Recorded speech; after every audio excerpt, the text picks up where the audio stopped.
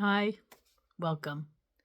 It's time for the Unitarian Universalist service online for today from Zurich, the Unitarian Universalists of Zurich.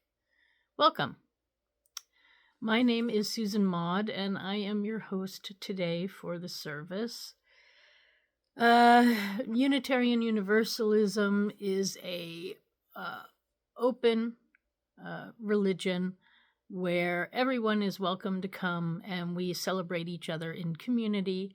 And we come with our own backgrounds and beliefs and we share our knowledge with the others to advance ourselves and humanity. I'm happy to be here with you and thank you for joining me.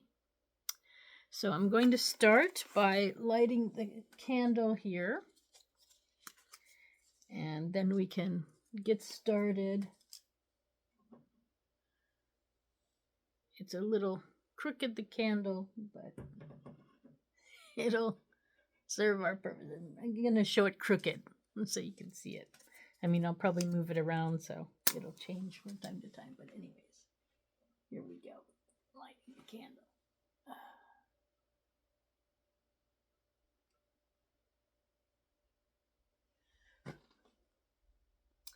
So, put that in a safe place. All right. So, welcome. Let's have a look at the light and take a deep breath in. Hold it for a count of 4. And then let it out. And try to relax your shoulders. And let's sit back and contemplate life and what's going on. So this service is going to be about changing and growing, as we've already been discussing and doing. And I'm going to change the format a little bit. But first I want to say that this is a candle of sorrow. I know 2 people who passed away this week, a Donald and a Vicky, and I want to dedicate this candle to them, to their lives, and the joys and the help that they brought to others. Thank you for living your life, and my memories of you will stay with me until I pass. Thank you for what you've done with your life.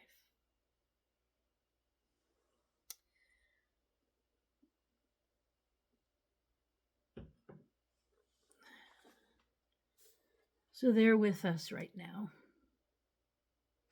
And maybe you know others who are with us too. You can say their names now. Then I would like to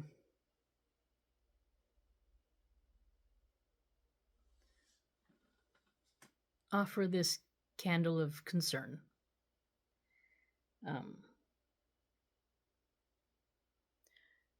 Yesterday, President Trump attacked Iran.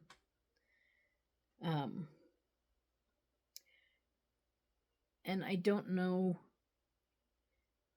if it's the right thing to do. I'm concerned about the things escalating in the Middle East, and I'm still concerned about what's going on in Palestine, the Palestinians. I came across a post this week on a atheist page that I follow on Facebook, and it stated that it's crazy that the same God who created the problem the illness, the war, is the same God that a lot of people pray to ask it to stop or to heal them or whatever the case may be. So it's like Stockholm Syndrome, where you are in love with your abuser. And that's what a lot of other religions are about. Christianity, Judaism, Islam. You ask God to help you, but God is the one who created supposedly the problem in the first place. So I'm going to say, come over to Unitarian Universalism. Learn our belief structure. It will help you to understand your upbringing and your belief system better.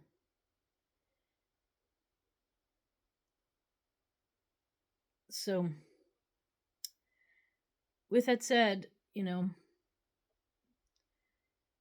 Trump kept mentioning God in his speech. And yeah, I don't know. It just doesn't feel right, what just happened. If Iran had truly nuclear weapons, they would have used them against all of us a long time ago. And they didn't. And considering the strength of the U.S. military, Iran, just doesn't have that power. Not only do they not have that power, they don't want that power. So I'm concerned that Donald Trump is like Goliath. And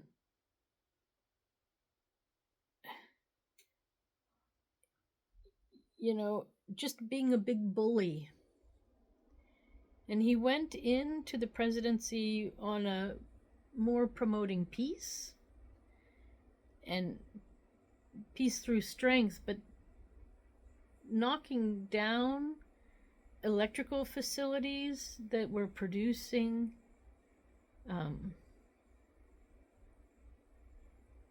energy for the people is not really, it's not helpful, it's not ethical, it's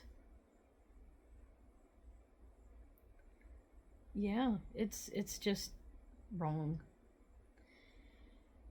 So this candle is concerned that the USA under Donald Trump has taken a turn in the wrong direction. So I do have some things in the works to maybe change this, and let's hope that they work. But that's my candle of concern.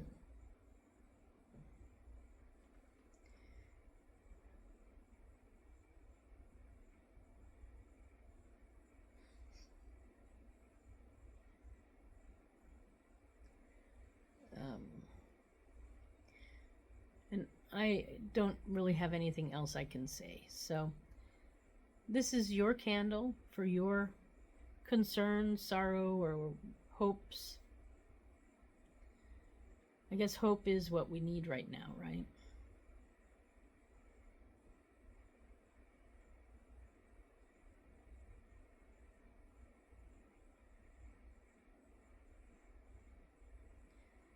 Okay. May your hopes come true. May we find peace. So, another thing that I came across this week on Facebook, or that I put out there on Facebook. I mean, one of the things I think how can I start this? Arrogance of Europe. That's the best way to put it. Europeans think that they're superior to the rest of us. And they think that they know what's best, the best way to live, the best way to eat, the best way to do all sorts of things. And one of their best ways is to have a table set with a tablecloth and then have multiple knives and forks and spoons that you will eat during the meal. And then you also change plates during the meal and everything. And you have multiple glasses too. Well, these same Europeans go around and tell everybody how dirty and polluted their land is and how dirty and polluted the waters are and how water is precious. But yet they're the first ones to clean everything constantly when it doesn't have to be cleaned so much. And they're the ones who clean all those dishes after a meal, at home or at a restaurant. So I think the arrogance of Europe, looking at the rest of us through their eyes and saying, why don't we want this? Why don't we want to eat with with 2 forks and 2 spoons and 2 knives? Why don't we? Or maybe even more than that. The more knives and forks you can use, the more sophisticated and civilized a country you are, a person you are. And I'm tired of this attitude. How many knives and forks you use has nothing to do with being civilized, as we've been shown over and over and over again. There is nothing wrong with eating, even from one plate, and sharing a meal from one plate. When I go to an Ethiopian restaurant, that's what I do. There's one plate. You get this special bread that you use to eat the food with, and you even use it as a napkin. It reminds me of Charlie and the Chocolate Factory, the original one, where you could eat the plates and eat the cups and all sorts of things. They don't go that far. You can't eat the plate and you can't eat the cups. But I suppose they could go that far once if they really wanted to. But Ethiopian eating is without utensils. If it's a more authentic, non-European restaurant. And it's great. And it's healthy. And it's fresh food that's good for you. Not like the processed plastic food that we get that's been sitting on the shelf for 2 weeks. Or a month even. That's not healthy for you. That's not civilized. So I think we need to change. I come from this world of civilizedness, and I don't approve. I've seen how civilized people treat each other, and I've seen how civilized some of these so-called civilized people are, and they're not. So change is what we need. And again, this attack, I think, on Iran is a little bit about who's considered civilized and who's not. Now, I will admit, I'm not a fan of how Iran practices their Islam. I don't like the way that they treat their women, at least my knowledge of it. But I don't really think that they've been, trying to steal land from others, from what I can see. They've been only always trying to bring justice for the Palestinians, as far as I can tell. So justice is the right motive for many things. And so, teaching people how to use electricity, teaching people how to use a knife and fork is not terribly important. But treating people in a humane way is.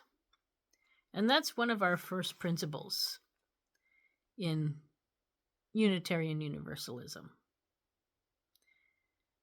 Every life is important, and we all have a right to be here.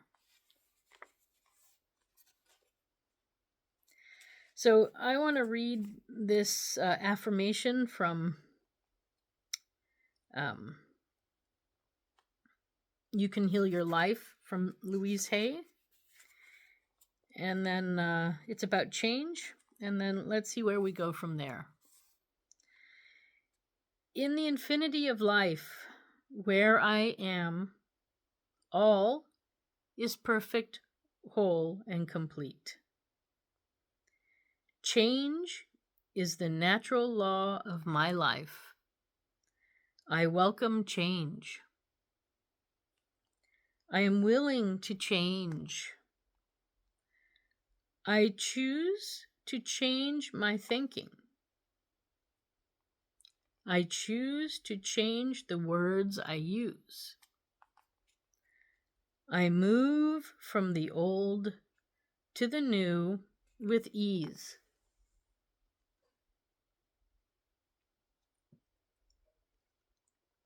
And with joy. It is easier for me to forgive than I thought. Forgiving makes me feel free and light. It is with joy that I learn to love myself more and more. The more resentment I release, the more love I have to express. Changing my thoughts makes me feel good. I am learning to choose to make today a pleasure to experience. I am learning to choose to make today a pleasure to experience. All is well in my world. So, I forgot to mention this at the beginning, and that is forgiving. Now here they talk about forgiving is easier than we thought, and forgiving makes us feel free and light. And I have to admit, technically, you don't have to forgive the bad person or the bad scenario, but you have to forgive yourself for trusting the wrong people or the wrong plan. And we cannot know what's in the hearts and minds of others. So forgive yourself. That's where the forgiving is easy, and it makes you free and light. Forgive yourself for being human. You're just human. And humans trust. And sometimes we trust the wrong people. So I'm sure this will help you to feel lighter and freer. So you don't have to forgive the bad person or the bad situation. Just forgive yourself for being human, for trusting, for loving, for giving, for sharing. You cannot know what's in the hearts of other people. until they show who they are.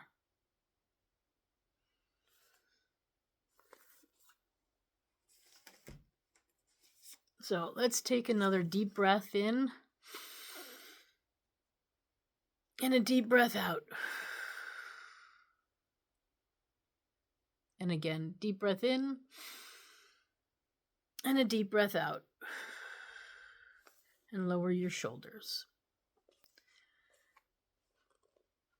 So, it is a confusing time for sure.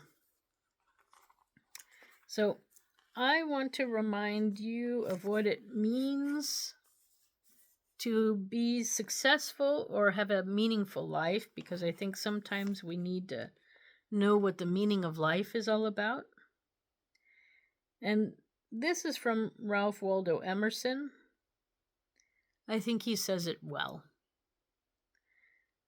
The meaning of life is to laugh often and much, to win the respect of intelligent people and the affection of children, to earn the appreciation of honest critics, and endure the betrayal of false friends, to appreciate beauty, to find the best in others,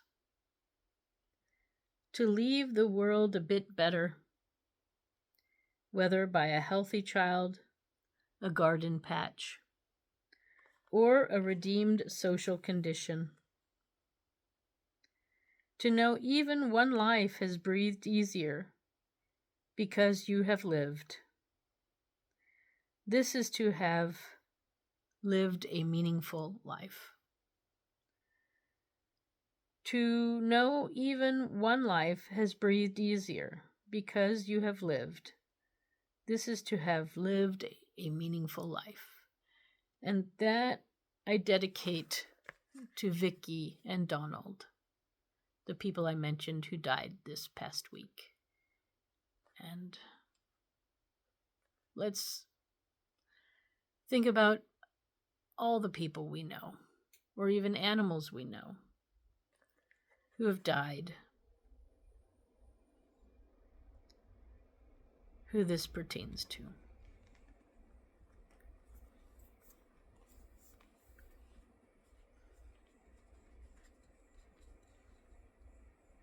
And now we'll move to the end of our service, where I call us all to action, because we need doers. We don't need armchair viewers. We need doers. So, and mind you, I am sitting in an armchair right now, but I am doing. So I'm going to say it through first once, and then you can repeat after me. It's from a Unitarian Universalist minister called Edward Everett Hale, and it goes like this. It's called I Am Only One. So, I am only one, but still I am one. I cannot do everything, but still I can do something. And because I cannot do everything, I will not refuse to do the something that I can do. So now you repeat after me. I am only one,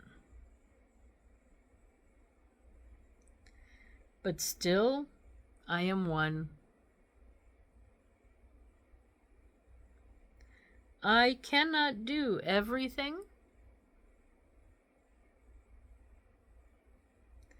but still I can do something.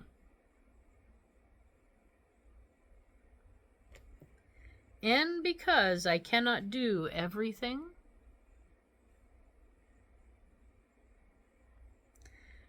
I will not refuse to do the something that I can do.